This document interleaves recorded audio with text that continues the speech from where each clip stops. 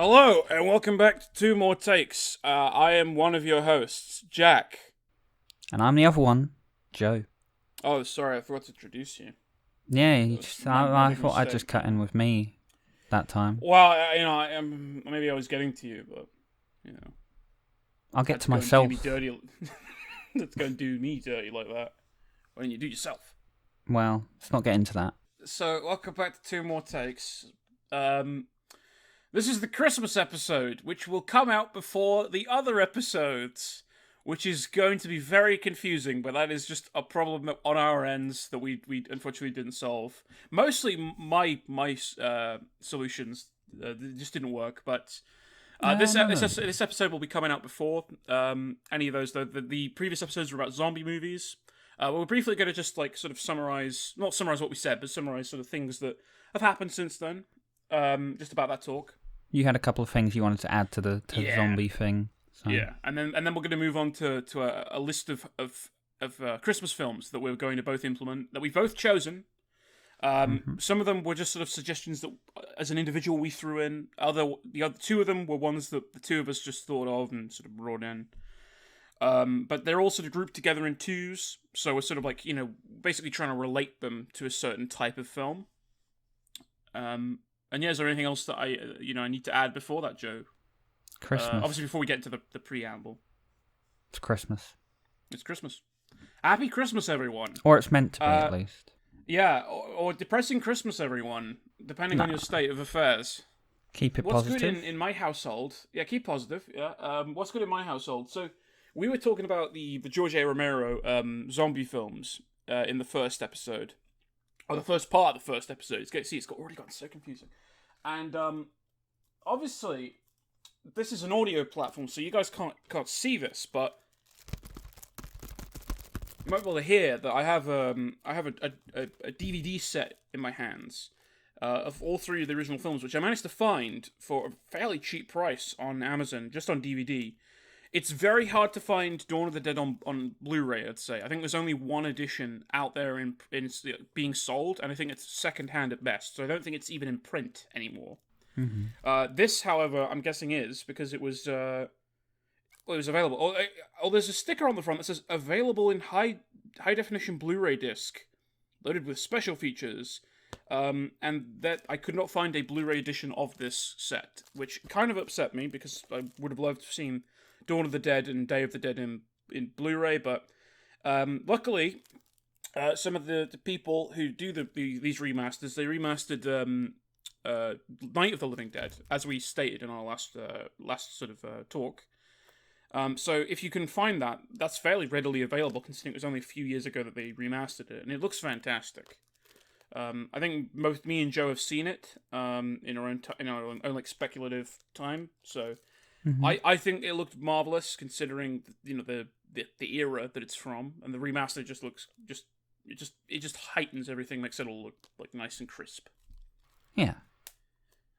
But that's not the only thing that I've got added to my collection. So I think in one of the last episodes I talked about how we're not going to talk about Evil Dead. Or if I didn't, then here it is. This is I guess this is coming before, but we're not going to talk about Evil Dead in those sort of like film reviews or like sort of analysis in the other podcast, because I don't really consider them to be zombie films. They're more about like demons. It has more in common with The Exorcist than it does like Dawn of the Dead. It's that they are kind of different films, but I will sort of just for the interest of the listeners, I recently, over the course of Halloween, so that's not really recent, but a few months ago, on Halloween, I decided to watch all three of the Evil Dead movies, and I was not disappointed. They were really marvelous. That's another thing that you can actually readily available. It's readily available on both DVD and Blu-ray platforms for a similar price. So if you're looking for something that's sort of similar to what we've talked about, obviously, well, I wouldn't say it's similar, but it's definitely those films are very, very, very interesting. I think for some people they won't get them, not because they're not smart enough, but just because it's like similar to David Lynch. There's just a certain level of weird that you have there. Like there's a certain campiness to Sam Raimi's films. People who've seen the original Spider-Man films will know this. He loves like screaming women and stuff like that. That's obviously tip of the iceberg with that. But I also, this is more recent. This is, again, less in the interest of... Oh, sorry, I just pulled that off my shelf, just make sure it wasn't going to knock anything over. I just did some... listeners, I just did some fucking Jenga there. That was a master class. But in my hands right here now, let me just tap in the box, I managed to find for 10 quid on Amazon. Bear in mind that it's very hard to find a good bargain with all three of these in it. I managed to find the collector's edition on Blu-ray of Apocalypse Now, which is a film I've never seen, but I've heard tons about. So basically, this was obviously just going in blind to a degree. But it has the original film Apocalypse Now, and it has the Redux, which was the more controversial re-edit with like a ton of new footage. But more importantly, it also comes with Hearts of Darkness, which is the documentary infamous for capturing how crazy Francis Ford Coppola went. Which I am so excited to watch. Apparently, to many, they say it's better than the actual film. I think that's sort of a generalized sort of, I guess like a generalized sort of film studies fact. I constantly hear that from our peers, like Hearts of Darkness is better than Apocalypse Now, and I'm like, what are these people talking about? Are they crazy? Are they madmen? But yeah, I just wanted to point that out though, just to let the listeners know what I'm watching or what I have. I have actually not watched any of these yet, and I've had the Of the Dead collection for like a while now, actually. Just in between the recordings, but I've had it for like a month or so. But yeah, I got a whole bunch of stuff though that I've on my shelves in my bedroom, not in my collection, which I'd be happy to go through at some point. But that's not the topic of this video. I just wanted to bring people up to speed with what I've been doing. Joe, is there anything you've been doing film wise anything you watched that you might want to bring up? Not specifically Christmassy. That wasn't like a tie-in. No, I know. It wasn't I like know. a lean-in, but yeah, it's just... I haven't gone out my way to obtain any films recently, not like you, so... But, yeah, in terms of Christmassy films, obviously, there's been some stuff I've been watching or rewatching, so... Shall we get into the Christmas? I guess take it away, Joe. So, both Jack and I have a list of, I believe it's 4 films each. 8. Is there 8 total? Yeah, four films. It wasn't 4 films. 4 films for us to each talk about, but there's only 3 that we suggested each, and then the other 2 we came up with together. Some of them we both sort of, we spread them amongst each other so that we've both got 4 to bring up each. But they're suggestions from both of us mostly. So, the first one that I thought of when you think Christmas, and especially relevant to this Christmas, the Grinch Stole Christmas. The Grinch. I think it's the Grinch who stole. I think it's the How the Grinch Stole Christmas or something. Yeah, I was just gonna say. I was gonna say the Grinch Who Stole Christmas, but that's There's a lot of different variants of the Grinch. To be honest, it does get confusing. Similar to Evil Dead, really. There's just I know I just compared the Grinch to Evil Dead, but in titles alone, like the Evil Dead movies all have like varying titles. Like the first Evil Dead is called The Evil Dead, then Evil Dead 2 is called Evil Dead 2, then the third one is called Army of Darkness. They're very far apart on naming conventions. And then you have the remake is just Evil Dead. So that will probably confuse people going like Evil Dead 2 must be the sequel to Evil Dead, but it's actually a sequel to The Evil Dead. So obviously the Grinch is even worse for that because they just add like the subtitle essentially is the it should be like Grinch, How the Grinch Stole Christmas or something stupid like that. Yeah. Anyway, most people know it as the Grinch anyway. Yeah. But there's a lot of different. You're talking about the Jim Carrey version though, right? Yes. So the Jim Carrey version, which is I don't know what year it came out. It's like 2001 ish. Oh. I'm assuming. I can Google this while you talk about it. Yeah. But, so, I was trying to think of Christmas films that I actually enjoyed. And, 2000. 2000, like the year 2000. Yep, it's 2000. Year 2000, there you go. Yep, it's year 2000. I was close without even, yeah. You were just thinking 9... I can't blame you, Joe. Whenever I think of the Grinch, I think of 9/11. Anyway, I guess you could call the Grinch a terrorist. I mean, you know. Speaking of which, there's some terrorists coming up later in a different film. Oh, you're right. Supposedly. Yeah. So we're linking it in already. yeah, but we'll get to that. So the Grinch.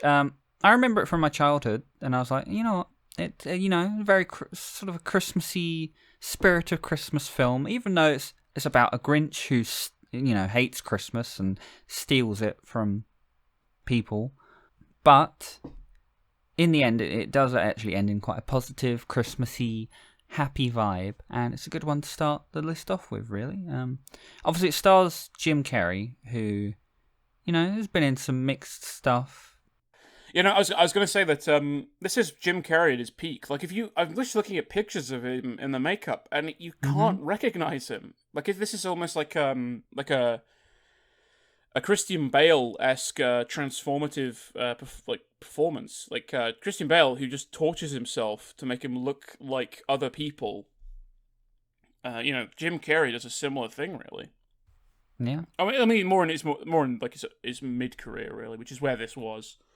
I'm guessing that this was, just a few years after the Truman Show, really, because I think Truman Show was 1980. Sorry, 1998. 1980. 1980. Oh no, so, because the right way I remember it is that it's the same year that I was born, but I was not born in 1980. I was born in 1998. Mm-hmm. There's a nice little Jack fact. That's my segment. Jack facts over. But yeah, no, it's a great I mean, I'm not going to say it's a great film, but it's as a kid's film, you could do a lot worse. And it's like, as you say, for like the nostalgia's sake, I remember similar as a kid watching this over and over, and I was captivated with the performance. I think really Jim Carrey is just stealing the show. There would be no film without this character. And I suppose that you want that from a main character in movies. I guess it depends what movie you're doing, but if your main character is indisposable to the plot, maybe then you should do some rethinking. Name drop Rogue One. Yes. I'm sorry. Yes. I wanted to sling some shit. Jim Carrey's performance is very good in this. Obviously, and we've heard we were discussing before about his whole makeup and how I think that was a whole process and took ages, and the stress on both him and the makeup artists that we heard did this it for recently him. in a Christmas quiz that we were in with our friends. Yeah. Some of which we might try and horseshoe into this one day, but hopefully who are listening at home and are having a very, very merry time, or not. I don't care. Well, okay. I'm just slinging shit today is all. That's my MO today. But Grinch. I mean, there's aspects of it that are very out there. I wouldn't say in the best of ways. There's bits like when they sort of try to. This is different from the cartoon, obviously. When they the little girl, what's her name? I can't remember. Susie Lou or something. Yeah. Susie Lou who or something. Yeah. It's something like that. Yes, she tries to make the Grinch good in this film, which is sort of a different sort of twist on the previously established character. Because in the previously one, it was just the outsider's view of the Who's in Whoville. He sort of felt for them at the end, and gave them back all their stuff. But Cindy Lou, by the way. Cindy Lou. Okay, fair enough. But yeah, I mean, also, that's a child actor. It's you could do worse. Moral core of the film, that kind of works, especially in conjunction with the Grinch's performance. They're both very childlike. Grinch is deliberately sort of juvenile because he's a nuisance. Yeah. He's essentially a softcore terrorist, really. If you think about the actions he does in this film, he puts I mean. I'm not sure if this is true. I swear there was a joke in there at one point where, I mean, this might not have been because of the time, but a joke about him putting anthrax in the mail or something. I know there's actually he shoves a bunch of blackmail jury duty. That's the infamous blackmail jury duty, blackmail jury. It's there's a lot of little funny sort of things in there. it's a lot of adult humor that kind of works for any adults watching. Like, say if you had like a family sort of dynamic, you have the kids, they have the funny, goofy stuff. The adults have the more mature, goofy stuff, really. But there's no level of non-goof in this film. It's all goofy. Even the ending where the Grinch is like singing with the town. And Jim Carrey's still not letting up. He's doing like ha ha ha. He's doing like a weird impression of of singing. I mean, if you've never never a character, but yeah. Well, if you've never celebrated Christmas before, you don't know the words to the songs. Well, that's the Joker thing, isn't it? But it's obviously it's just like what I mean though is just that level of goof from the character never ceases. Yeah. I mean, even the actual film itself has a level of goof that is just like. I mean, it's almost like similar to a later film, which we were originally going to link with this one. I'm not going to say what it is yet, but there's just like it's like gag a minute, like sort of jokes in it at a certain point.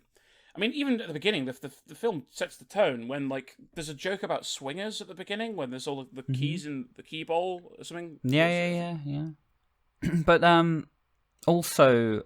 Just the style of the film in general, as you say, it's like even the whole scene, like just how it's filmed and every part of it, for a lot of it is very sort of is obscure. It's like everything with Grinch, especially, is some of it's a little bit creative, but it's all very just sort of goofy, sort of fun, sort of it's out there. I mean, I don't know.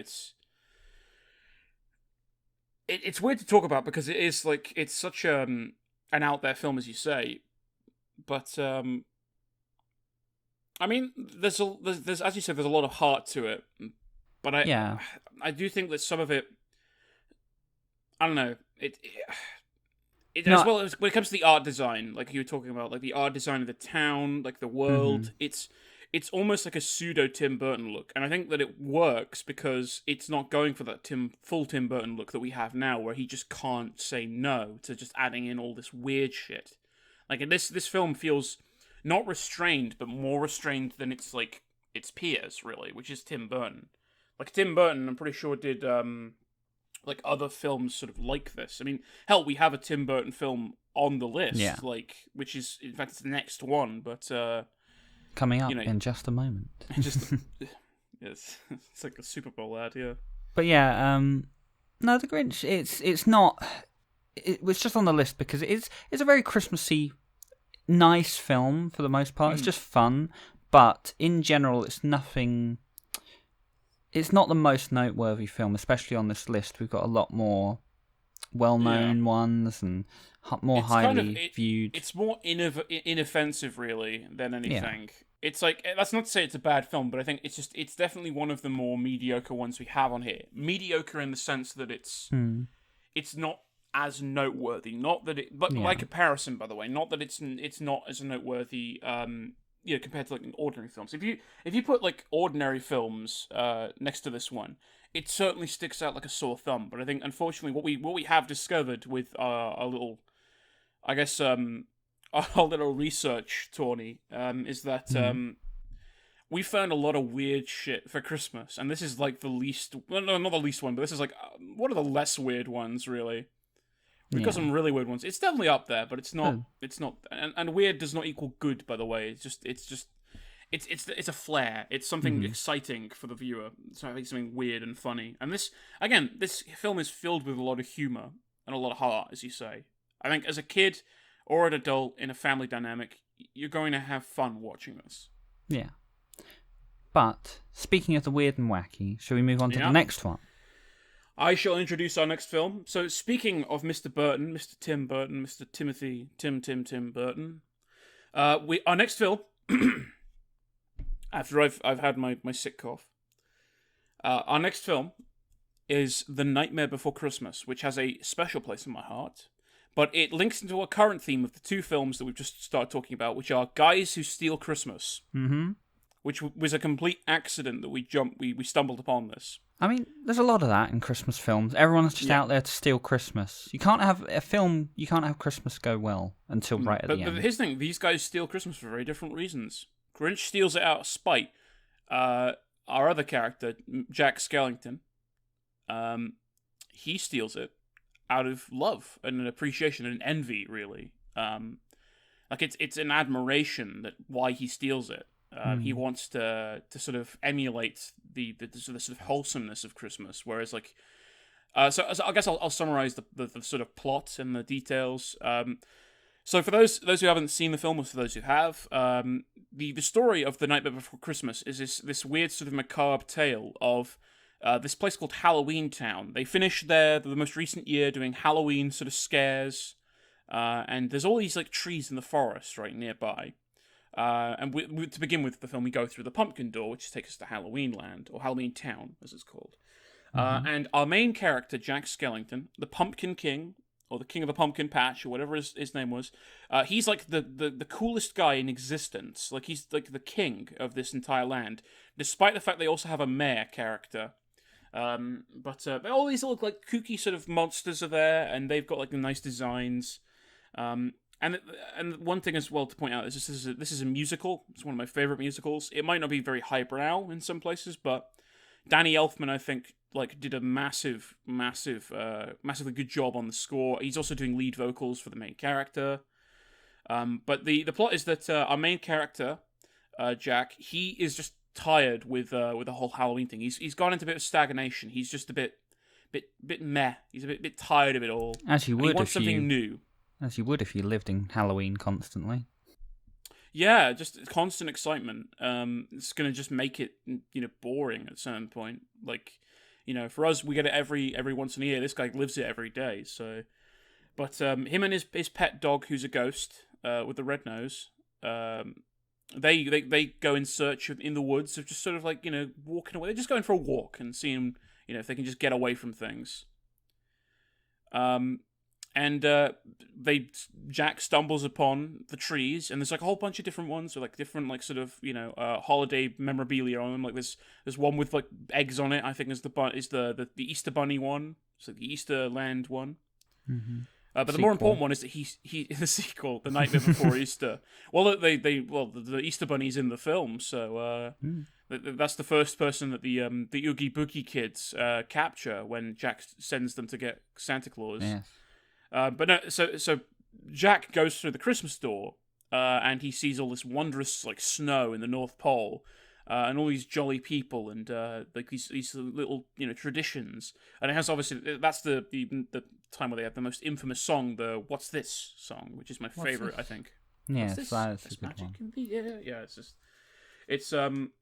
but I mean, especially there, like you see that this is an animated film, so it's claymation, sort of like Wallace and Gromit, or like Tim Burton's other film, Corpse Bride, which he did afterwards, I think. Yeah, he did. Yeah, I checked.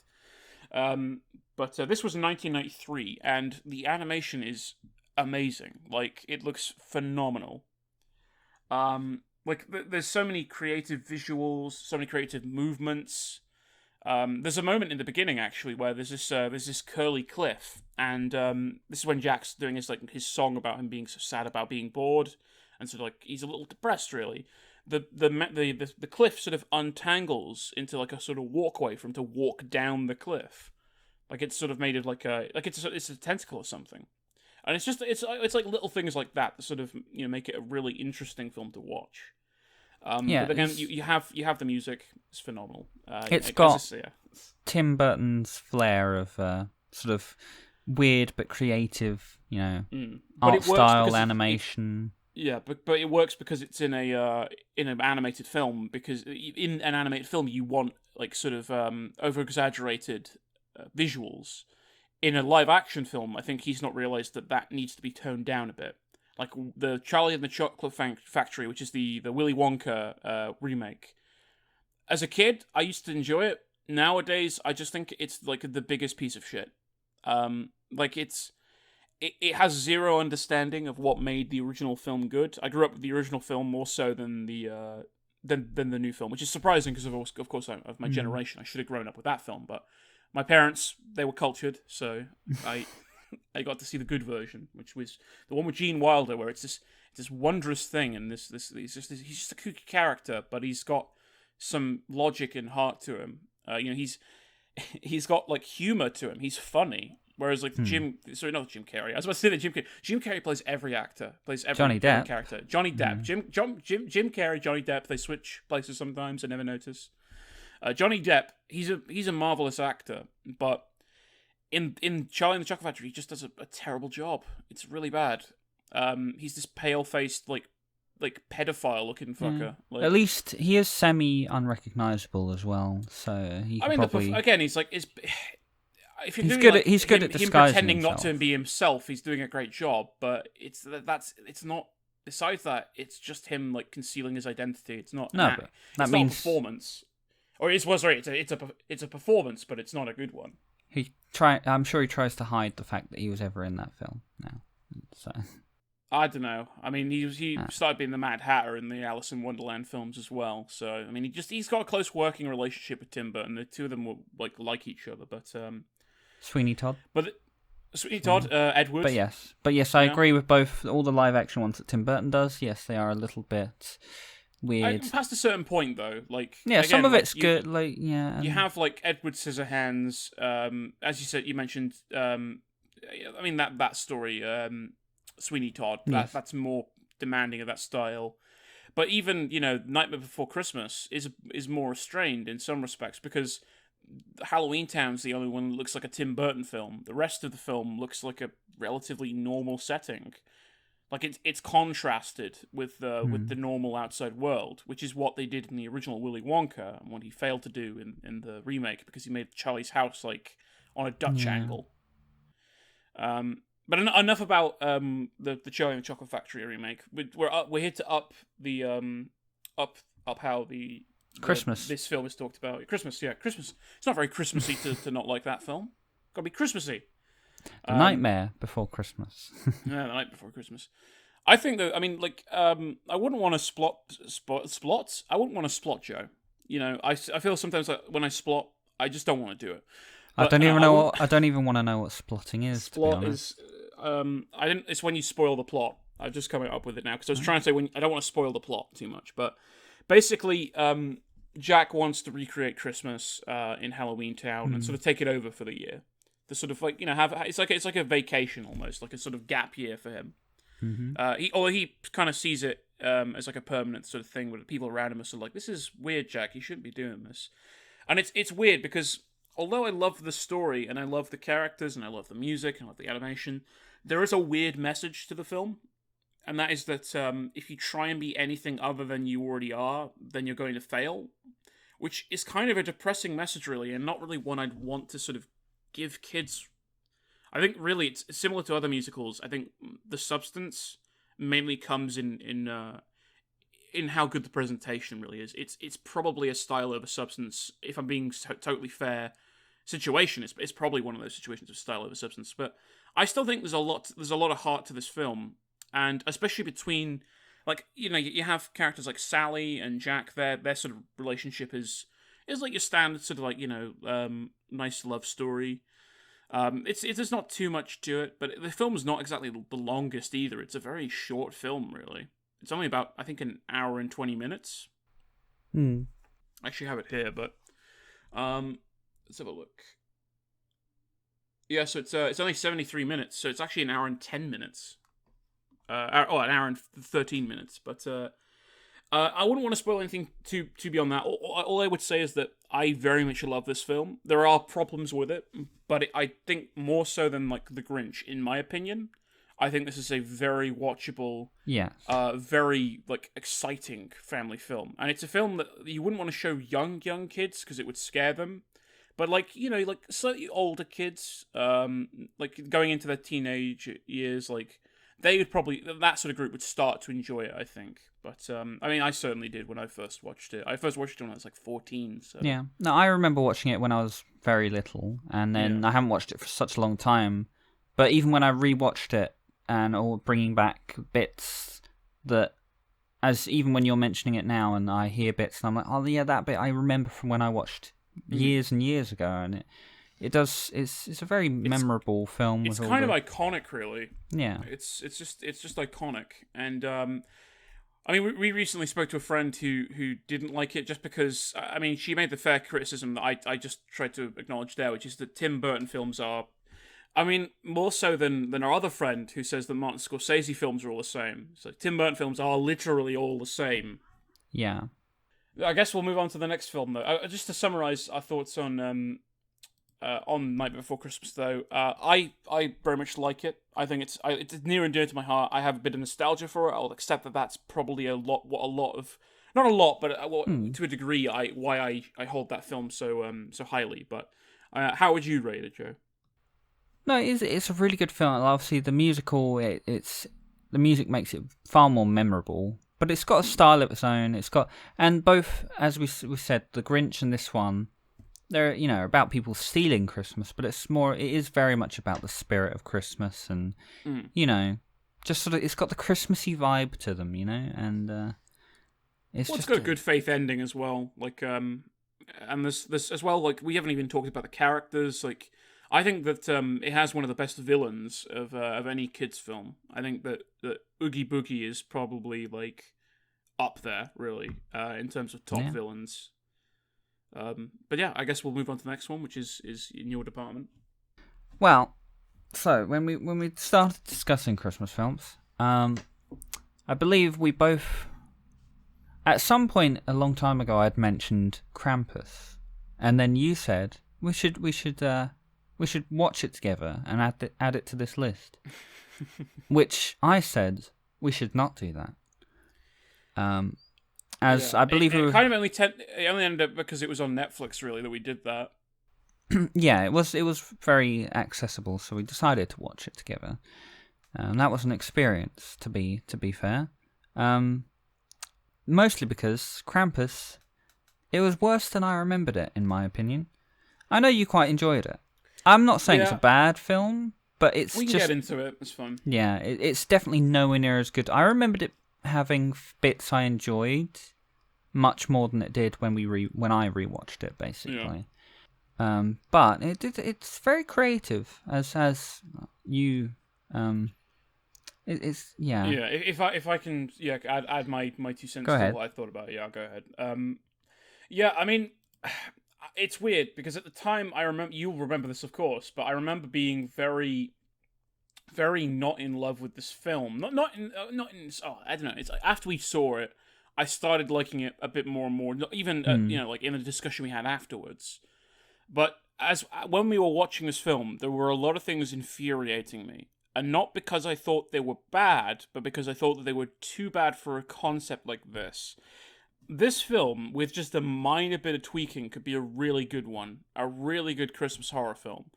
And even if you wanted to keep the family-friendly angle, you could still do that, relatively speaking. But I would rather probably have some sort of R-rated Christmas film, which is what it was kind of sold as originally. It's like, this is the film where children get murdered by evil Christmas monsters. And one thing to point out is that regardless of our negative feelings on this film, at least in my eyes, the designs of the monsters, the puppetry, all of that sort of stuff is fantastic. Krampus itself looks great, apart from his face. His face looks weird. Yeah. But the Jack in the Box looks fantastic. It's like the toy robot and stuff like that. All the little toys that attack them, or attack the parents at some point. Like that's a really fun fight scene, and then like you have like great character moments there for the adult characters. It's a shame because the film's meant to be about the kids, and yet the kids are barely in it. Yeah, no, I always said the production quality of this film is very good. There's a lot of creative stuff in there, and even the opening of the film has like a nice little sequence that's actually, it's a play on the nice sort of Christmas shopping aesthetic thing, but obviously with a twist of people are bastards basically. But it's very creative, and then the first like half of the film at least is somewhat good, if not mostly good for the first half. There's bits where it drags. Like I think there's certain characters that have unnecessary. Yeah. Well, we said this after the fact. Like, if you just like cut out a few of the kid characters and like maybe like the old annoying aunt, you have like a really solid structure there. And maybe recast Adam Scott. He was not good in that film. No. he was like fine, but he just didn't like compared to like the guy from Anchorman. I forgot the actor's name, but the bald guy with the shotgun, which is the other dad, the uncle character. He started off really obnoxious, and they could have written him to begin with. All the characters to begin with are very obnoxious. They could have been a bit more subtle with that. Like, you know, used to it was something that writers like to call subtext, but they don't. They just like outwardly make jokes and stuff like that. It's very much poking fun. But I can again, if the rest of the elements were better, I could deal with that like a sort of poor sort of opening, and not poor opening in the perspective of what you were talking about. That is a very, especially now, it's a very current thing, really. Like, just replace all the Christmas toys with toilet paper, and you have like a recent like depiction of reality there, basically. But it's a perfectly it's a perfectly acceptable bunch of characters. The aunt character, for instance, not the old one, but the sister of the mum character, who's played by Toni Collette, who's actually really good in the film. Although she's barely given anything to do. Adam Scott is strangely the main focus of the film, it feels like, and he's just really not that good. But both of those actresses, they're great. Especially the aunt, where she's like, I can't remember the line because it was like we watched it a few weeks ago, but there was a line about like basically the Jack in the Box like monster was eating her kids. And so she was like, give me back my flippin' kids or something like that. And it's like she's still doing the mum thing of like covering up her swearing, and it's just like, again, it depends on like the presentation. I found it to be very charming. I know that you sort of at one point sort of felt that might be a little bit like weird. No, some of it worked. It's just I think that like that particular bit where she's she has like that one liner to the Jack in the Box, but it's just like it's a bit weird because like the film is a bit all over the place in the fact that some of it is positive Christmassy, a lot of it is supposed to be this dark sort of it's like evil Christmas Krampus, kids are getting eaten and stuff. Like, it's weird, they take like the middle ground. They don't really lean too hard into it. No. They don't lean hard enough in areas. It's like if you leant all the way into it and made it like an R-rated, like, because it is like the beginning of it's almost parody, of like a Hallmark Christmas film, and then it completely shifts, but it doesn't like tonally. It only shifts a bit. Like if you, I suppose you can't like have. The problem is it's a film with children in it, and it's just how I guess they tried to write it. They tried to write it like a family-friendly Christmas horror film. The problem is that you can't do that with horror. Horror is not scary. You can have horror bits in it, like a later film. In fact, the one after this has a few horror elements in it that can work for a young kid. But again, it depends. Like, who was this rated for? Because I'm pretty sure was it like a 12 or a 15? I don't have a clue. I can't remember. It feels like it'd be a 15. Yeah, like I remember it again. I remember the first time I watched it, I thought it was a lot darker, and like I expected more death when I rewatched it. Not enough death. Yeah, and I hadn't seen it before, so I wasn't getting disappointed by that. But I don't know where like the thought of it being so dark came from, because it's not as dark as it. I remember it's probably news outlets being really sort of hyperbolic and like this film is going to destroy the minds of your children. I really remember the first time I watched it. It was a lot darker, but that's just me. But there are some really good sequences in it. But there's a lot of it where it's like it could have been done better, and then there's just like the whole, especially towards the end, it's like they ran out of time, and it's like this character's got to go, we got to end the film, it's like, and it just I agree with you. I think we can agree that it's definitely not. It's a functional film, but it's being held up by matchsticks. Yeah, like there's a lot of it requires some work, but I agree with you. It has the potential to be good, but it wasn't. Yeah. What's like the ending, which I don't care about spoiling, by the way. This is a 5-year-old film. I know we just like reviewed like a 27-year-old film, but I didn't want to spoil that. But I'm glad spoiling Krampus. I think Krampus' ending. We both agree that the ending shot sucks. Not because of the existing shot they had, but because of the Five Nights at Freddy's like Wow, that was a stammer and a half. The Five Nights at Freddy's sort of jump scare that they have at the end with all the monsters. Yeah, because it's almost an all right ending, with the exception of how like the climax is a bit meh. But then you get to the ending and it's like, oh, they're in this snow globe. They're now part of Krampus's collection of like little snow globes. And that's a really, really sort of chilling shot. Yeah, and really, the whole realization where they all look at each other and remember is quite good. And then they slowly pan out. It's great. They slowly pan out, and it's like, oh, okay, that's all right. And then they hit you with just like CGI. really crappy jump scare right at the end of these little puppets, and it's like, but it's all CGI, which makes it worse because it's so untangible. It's like so intangible rather. It's like, again, CGI can be good. There are CGI monsters in it, like the gingerbread men. They're fine, but again, like. The problem is that you have, like, the lighting in that scene is so dark, and then you have, like, these brightly lit CGI monsters jumping at you. It's like, you can tell that was a studio move. That was like, we need this film to end with a jump scare. Yeah, even if they were good, though, it's just unnecessary to have this, like, loud jump scare right at the end of your film when, like, the ending was okay as it was, to be quite honest. And as well, like, the whole globe, snow globe thing could have been set up better as well earlier. It really wasn't set up very much. That like again, we said this with like a simple like line of exposition could say like, oh well, Krampus like puts the people he takes into snow globes, and then you could have like a cute little thing where perhaps like instead of like a little bell, the person who survives Krampus gets given a little snow globe, and that's what he finds inside. So it's like this weird meta thing where it's like, oh, he's got a snow globe and he's trapped inside a snow globe. It's like. I don't know, something weird like that. Like, I know that the bell was probably because it's like it's meant to be like a more old-timey sort of legend, but then again, snow globes are not old-timey, so there's a lot you can nitpick about the film, but I think overall, in my opinion, I thoroughly enjoyed it. Not because not during the watching I was being very nitpicky, but again, in overall, like I see it as a perfectly watchable film with a lot of good elements, and a lot of good elements that keep it from falling into like a really sort of crappy movie. But I think that when I do say that I like it, I mean that I like it as a mediocre film, as like a sort of middle line, not really, entering into bad or good territory.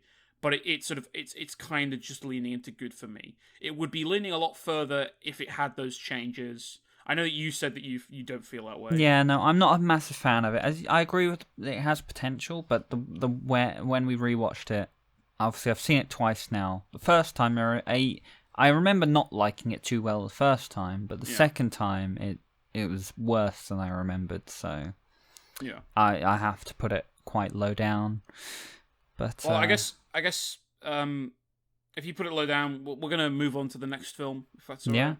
Just because we took a bit of time on Krampus there. Yeah, more evil things to come. Yeah. What's next? This is annoying because I wanted to talk a lot about this film, but we're not really going to have enough time to talk about it exclusively here. So I'm suggesting that we'll talk about it now, but I definitely want to perhaps include it somewhere along the line in future episodes. But just because I want to talk about the sequel at some point. But the film we have here is my next film. This is another one I chose. So similar to Krampus, we have that's got a lot of puppets, a lot of creative monsters at Christmas time, essentially. Our next Monsters at Christmas Time movie is Gremlins, presented by Steven Spielberg, except he had nothing to do with it. Little known fact, by the way, Steven Spielberg did not make Gremlins. It is not it's not a Spielberg film. It's a Joe Dante film. He basically said to someone else, "Hey, I hear about these Gremlins, go make them." And then someone else went and made Gremlins. So,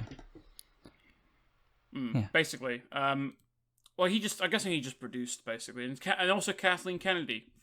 Speaking of earlier when I slighted Rogue One, the new Star Wars Overlord was doing a lot of Spielberg sort of producer roles. Like she produced Jurassic Park. She did a whole bunch of stuff. I don't mind Kathleen Kennedy too much. I got to be honest. I think there's some things she says which are just like evil. But like she said in an interview, like in the interview about The Mandalorian, everyone, all these artists and creatives are like, we just want to talk about how much we love Star Wars, and she's like, I see this as a great marketing opportunity. I'm like, oh god. Like, But yeah, not great. onto Gremlins though, to sort of like quickly surmise it. It's a monster movie with plastic monsters in it, and nowadays it doesn't look fantastic. But I will say this: when I spoke to you briefly about this before we saw before this, Joe, when I was halfway through rewatching the film, I'd not seen Gremlins in a while. I rewatched it for this. I have it on DVD. I'm not going to pull it out for the gag of just holding something next to the mic and doing like some ASMR. But I own it. It's in very bad condition. The disc itself is in good condition, but I was halfway through the first film talking to you about it, and I was like, it's much more like, it's less scary than I remembered it. It's less like it's not as goofy. The monsters look like shit. And then the second half hit, and I was like, when once you have all of the gremlins from the pool house come in, besides the town shot where there's all the stop motion going on, besides that, they look fantastic, because after that point they came up with a good solution to other way of shooting these guys. They're in like a fucking bar and a cinema, and that's it. That works perfectly, because if you put them in like dark lighting, they're going to look a lot sort of like more intimidating, a lot scarier, and they're going to look a lot less like puppets. Whereas like what the film makes as a mistake earlier is that they're in a brightly lit kitchen when the gremlins first attack Billy Peltz's mum. And that's a good sequence. There are some good, there's some kills in there, like the blender kill. My favorite's the microwave explosion kill. Which again is quite graphic, grotesque in comparison to some of the film. It is another one that's all over the place in terms of comedy, goofy, horror. It's a film that feels like it's very confused. Something that the sequel sort of remedies. That I'm not going to talk about the sequel. I haven't seen the sequel either. So. It's fantastic, but Gremlins 1, it's like, I've heard some people say like the horror elements work for them. I don't think I've ever been scared of the horror elements in Gremlins 1, besides about maybe like 2 moments. And that is when Billy Peltzer's mum is being attacked by the gremlins. That was like scary as a teenager or kid, sort of, because again, like similar to when you're a really young kid, or like other films where you watch when you're a really young kid. When you watch it now, it's like video games you played when you're at that age. It's just like, it looks like garbage. There's a puppeteer in frame behind the Christmas tree when the gremlin, the Christmas tree, attacks her. The knife kill is kind of meh, but the blender kill and the explosion in the microwave is quite good. But and some of that's shot very well. There's a good setup and payoff with the sword that falls off of the wall that Billy goes for to kill the gremlin. There's a lot of good stuff like that. And then there's a lot of weird stuff. Some of it just doesn't work, because there's like, the gremlins are just used as like this weird sort of funny little thing, and there's a lot of little sort of gags with them, especially later on. But the film gets very confused in the middle, where it starts off. There's a lot of, as I think you said, there's a lot of deep sort of like sort of depressing stuff, especially with like the girlfriend character who Phoebe Cates, or Katie is the character, and she's all like, oh, my dad died on Christmas and all sorts of, it's like it kind of gets a bit too emotional in the middle of like not emotional stuff, and it's unnecessary bit. That's why in the sequel they made fun of that plot element where Phoebe Cates is always sad. But I quite like Gremlins. I think it is just sort of a fun movie as well, for the most part. It's a very funny movie. It's comedy. Again, I think that the first and second half of the film are really, it's like night and day. The first half really isn't anything to go to write home to. Well, again, I disagree with you on a couple bits. But see, I just think like the setup of the Gremlins is very good. Everything surrounding that is very good. But I think my issue stems from the fact that Billy Peltzer is Zach Galligan, who plays Billy Peltzer, is our main character. He's just not doing the best job. His performance isn't fantastic. It's not because it's bad. It's not bad. It's just that it's just not as good as I remember it.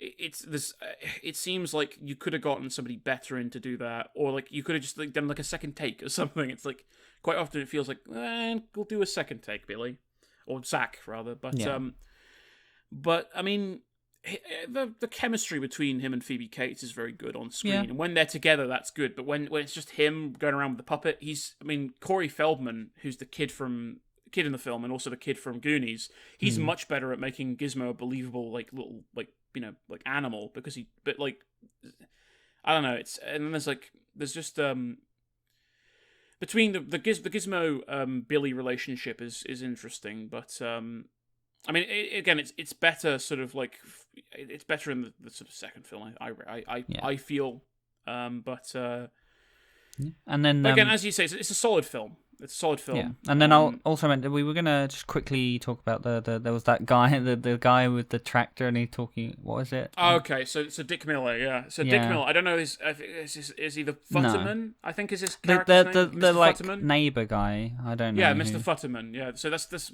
played by Dick Miller. He's like a super xenophobe, and then like he has the snowplow, and then that's obviously quite.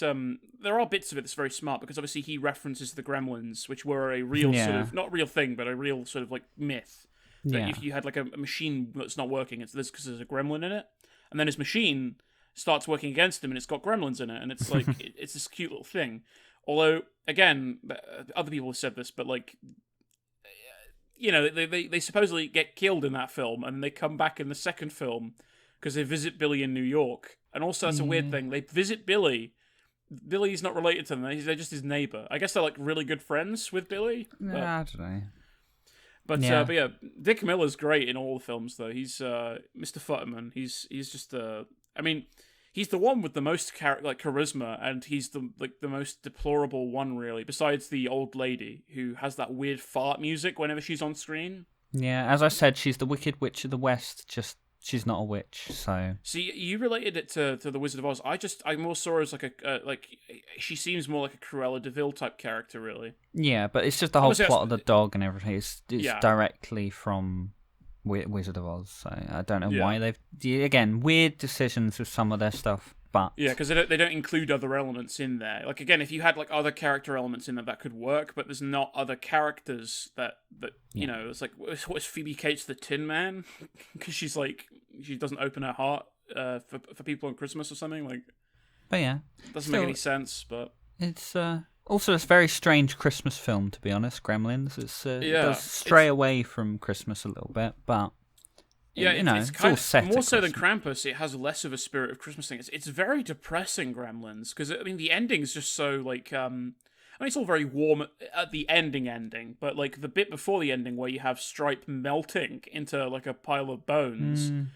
That's the bit I was going to talk about. That's the bit that sort of frightened me as a teenager. Not scared me, but it's like this is. But it's very like a lot of it is very I can't think of the word, but it's grotesque.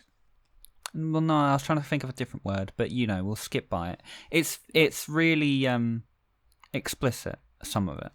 Yeah. Also, it should be pointed out that the entire bar scene should just be its own film. That's just marvelous. Yeah. And that is it. They did do that. The bar scene is basically just the entirety of Gremlins 2 bar a little bit of the intro. And I think again, I know I was saying like the intro to this film, I'm not a massive fan of the first half. I think it's much better in the second film because it's a bit quicker. There's more sort of like dire sort of plot elements to it. There's more of a dire situation rather, but that's not to say I don't like the beginning of this film, but it's weird how the dad is the one who narrates the film. Yeah, because he's not in it that much, but he starts and finishes with it. At all. It's just because he has a cool voice, as I said. Also, why the hell does he? Why did he bring the dog with him to the convention? I forgot there was a dog. Yeah, Barney the dog. That's the thing as well. Barney, the existing pet, gets forgotten about as soon as Gizmo turns up. But yeah, anyway, it's time to move on from that. Dire situations, you said. Quickly, before we do that, we've got to quickly surmise our feelings on Gremlins. I think Gremlins is not as good as its sequel, but I think that it is an action class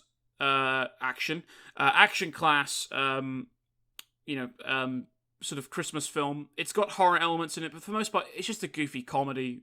Like, you have the Gremlins like singing along to Snow White, in the Seven Dwarfs. So, but it's good. It's a good film. Yeah, it's a good film. I think it's a little bit creative, a little bit goofy, but it's just having fun with it. There are bits where they try and be serious and horror. Some of it is like okay, and then some of it's just not so good. But it's some of it just falls flat. But Gremlins, classic. Okay.